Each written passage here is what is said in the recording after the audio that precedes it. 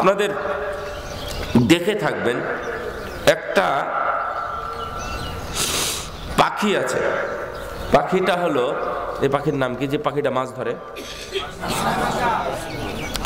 যেই পাখিটা পাখি দিয়ে মানুষ মাছ শিকার করে, ডাহুক না কি যেন বলে, পানকৌড়ি, হ্যাঁ মনে হচ্ছে।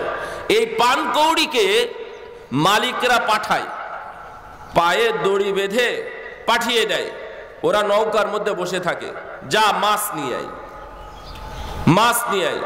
মাছ নিয়ে আসার পরে ও একাকি কিন্তু মাছগুলো দেয় না, যখন মালিক ধরে, ধরার পরে এইদিকে চাপ দেয়, তখন দেখবেন একটা নয়, দুইটা নয়, তিনটা, চারটা, পাঁচটা করে মাছ সে ফেলে দেয়।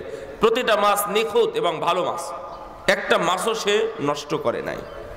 তার মানে ও যদি মাছ না নিয়ে আসে তাহলে ওকে রাখবে না, আর মাছ নিয়ে যদি ও খেয়ে ফেলে এবং হজম করে ফেলে, শেষ করে ফেলে, তাহলেও এই পাখিকে বা এই পানকৌড়িকে কিন্তু রাখবে না, রাখবে মালিক।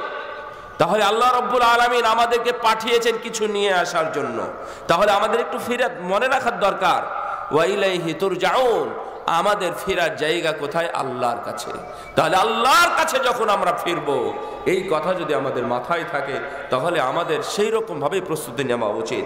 দেখেন, ওয়ামা কুনতুম তাস্তাতিরুনা আন ইয়াশহাদা আলাইকুম সামউকুম ওয়ালা আবসারুকুম ওয়ালা জুলুদুকুম ওয়ালাকিন যানানতুম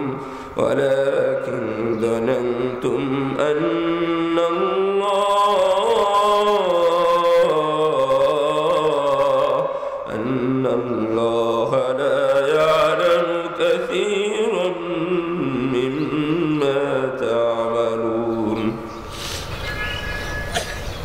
আল্লাহ রাব্বুল আলামিন বলছেন,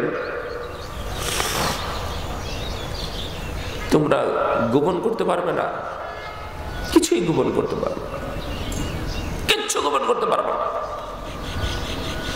সাক্ষী দেওয়া থেকে কোনো কিছুই গোপন করতে পারবে না।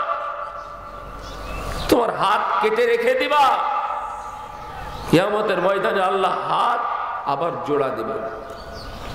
তোমার চোখ নষ্ট করে খুলে তোমার এই অর্গান, এই অঙ্গগুলো দান করে যাবা, কি উদ্দেশ্যে?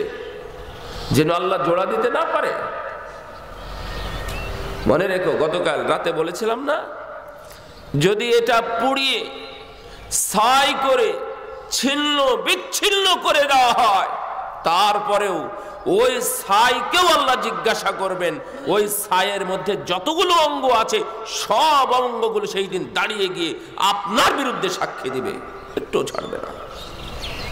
তোরা গোপন করতে পারবি না।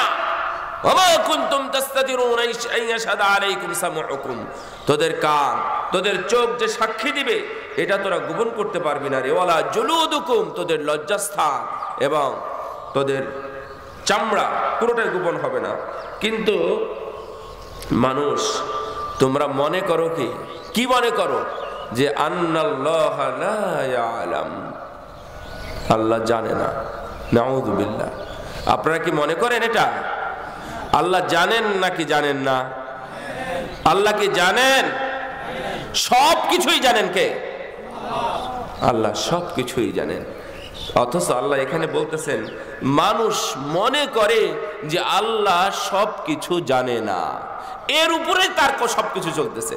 দেখেন, যখন কলম দিয়ে 2 নাম্বারি করে, ও তো মনে করছে যে আমি একাই গোপনে গোপনে কাজটা করতেছি, কেউ দেখেনি।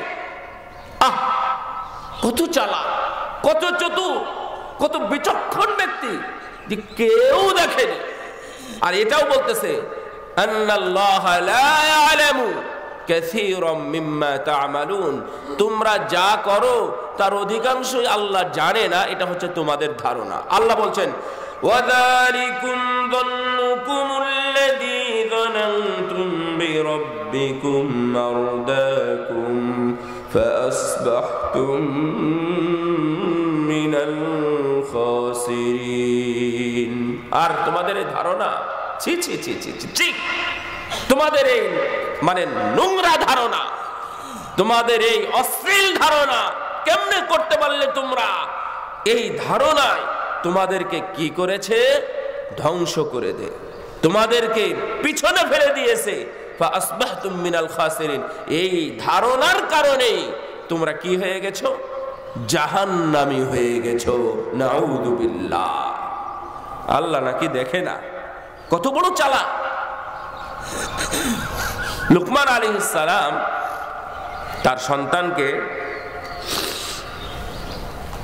উপদেশ দিচ্ছিলেন। উপদেশের মধ্যে একটা উপদেশ ছিল যে ইয়া বুনাই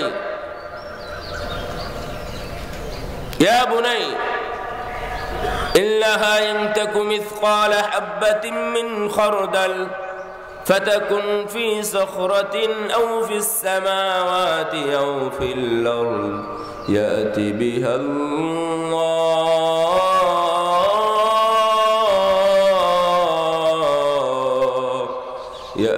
বিহাল্লাহ ইন্নাল্লাহা লাতীফুন খাবীর। আল্লাহ বলছেন, হে বৎস, লোকমান তার সন্তানকে উপদেশ দিয়েছিলেন, হে বৎস, আব্বু তুমি যদি সরিষার দানা অথবা তার চাইতেও ছোট কোনো কিছু লুকিয়ে রাখো, কোথায়? মহাশূন্য।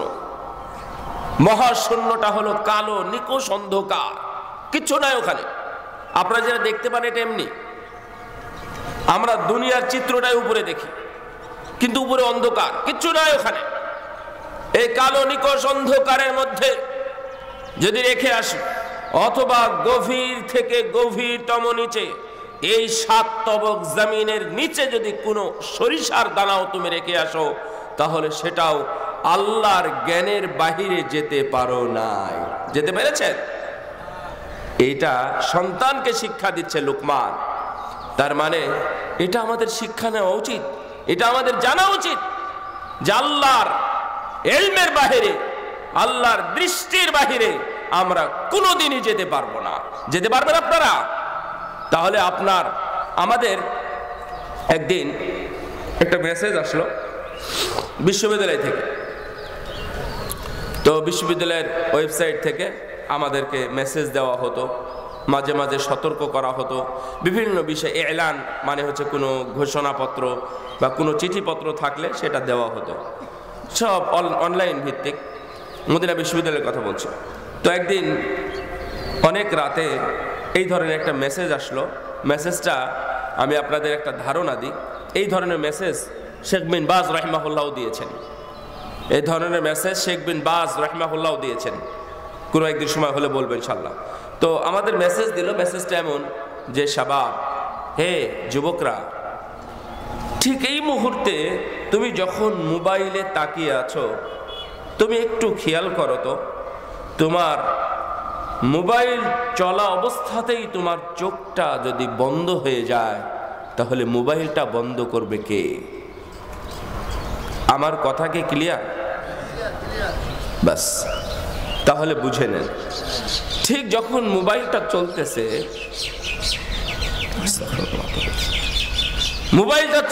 যখন, আমার কি এতটুকু গ্যারেন্টি আছে যে এই ভিডিওটা, এই অডিওটা, এই ছবিটা আমি দেখে সম্পন্ন করব?